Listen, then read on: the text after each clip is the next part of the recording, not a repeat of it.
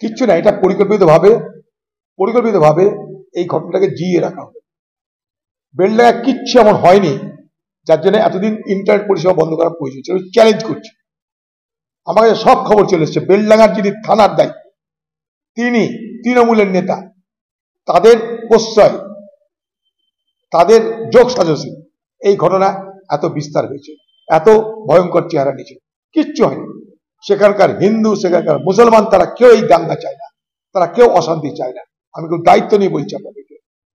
যে কোনো হিন্দুকে জিজ্ঞেস করবেন, যে কোনো মুসলমানকে জিজ্ঞেস করবেন, বেলডাঙ্গায় ঘিরে আছে সমস্ত মুসলমান। বেলডাঙ্গা শহর 80 থেকে 90% মানুষ সেখানটায় মুসলমান সম্প্রদায়। তাদের বিরুদ্ধে কটা হিন্দু সংঘাত করতে যাবে, এই ক্ষমতা হিন্দুদের আছে বলে আমি মনে করি না। সে মানসিকতাও নাই, সে হিম্মত নাই। এই বেলডাঙ্গা, যেখানে তিমির ভাদুরীকে নূর ইসলাম চৌধুরীর মতন একজন মুসলমান নেতাকে হারিয়ে বারবার এই বেলডাঙ্গার মানুষ তিমির ভাদুরীকে জিতিয়েছে, সেই বেলডাঙ্গা বরাবর সাম্প্রদায়িক সম্প্রীতির ঐতিহ্য বহন করে চলেছে। সে কার্তিক লড়াই হোক, ঈদ হোক, বকরিদ হোক, সেখানে আজ এই বাতাবরণ তৈরি হলো। তার একটাই কারণ, তৃণমূল এবং প্রশাসনের, সেখানকার স্থানীয় নেতাদের যোগ সাজস। যেমন করে রামনবমীর দিনে শক্তিপুরে দাঙ্গা লাগানো হয়েছিল রাজনৈতিক ফয়দা তোলার জন্য, অধীরচৌধুরীকে হারানোর জন্য, ঠিক একই কায়দায় বেলডাঙ্গায় কার্তিক পুজোর দিনে, কার্তিক লড়াইয়ের দিনে এই ঘটনা ঘটানো হলো।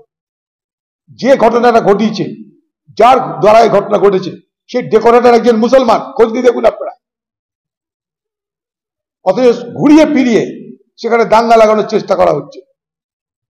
সামান্য কিছু শতাংশ হিন্দু বাস করে সেখানে, বাইরে এত হাজার হাজার মানুষ এসছে। একটা সুন্দর উৎসব, হিন্দু মুসলমান সকলের যোগদান। আজকে যদি হিন্দুদেরকে মুসলমানরা রক্ষা না করতো, সহযোগিতা না করতো, ওখানে অনেক বড় ঘটনা ঘটে যেত।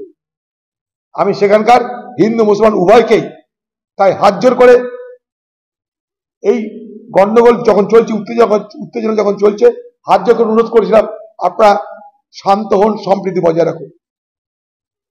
খামোখা ইন্টারনেট বন্ধ করে দিল।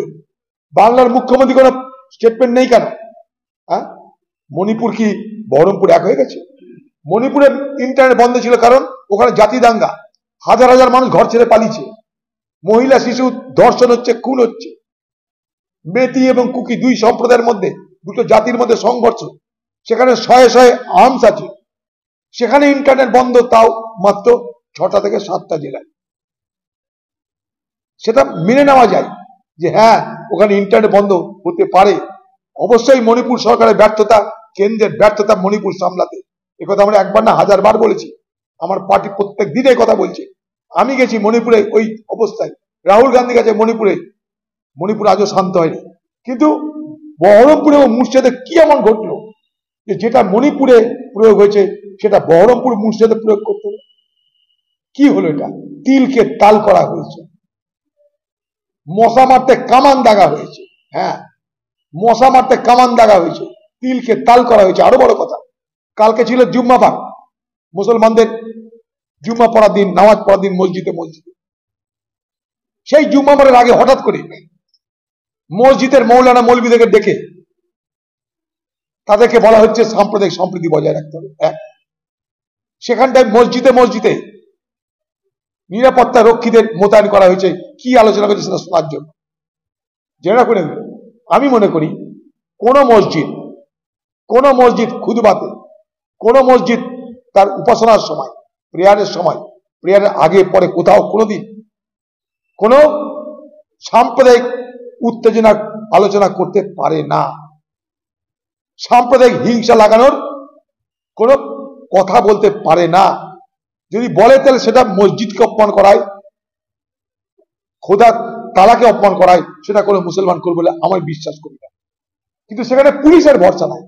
পুলিশ তাদেরকে ডেকে ডেকে বলছে যেন মসজিদ থেকে কিছু না হয়। কেন এই সন্দেহ? কেন মুসলমান সমাজের প্রতি তৃণমূলের প্রশাসনের এই সন্দেহ কেন যে মসজিদ থেকে কোনো অঘটন ঘটতে পারে? আপনারা জানেন, কালকে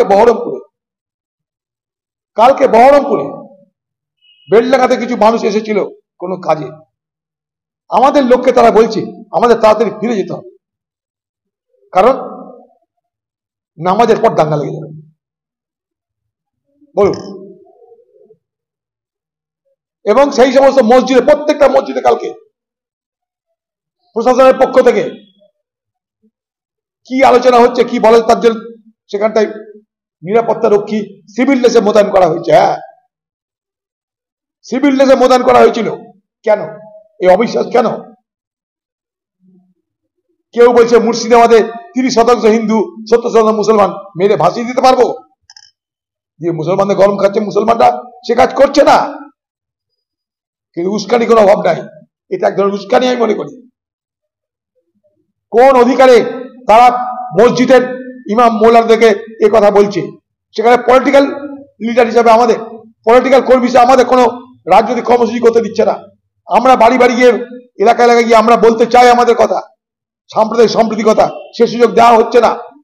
কিন্তু তৃণমূলের নেতাদেরকে সেই সুযোগ করে দিচ্ছে পুলিশ। পুলিশ সঙ্গে নিয়ে যাচ্ছে তৃণমূলের নেতাদেরকে বাজার করার জন্য, রাজনৈতিক বাজার করার জন্য, রাজনৈতিক রুটি শেখার জন্য।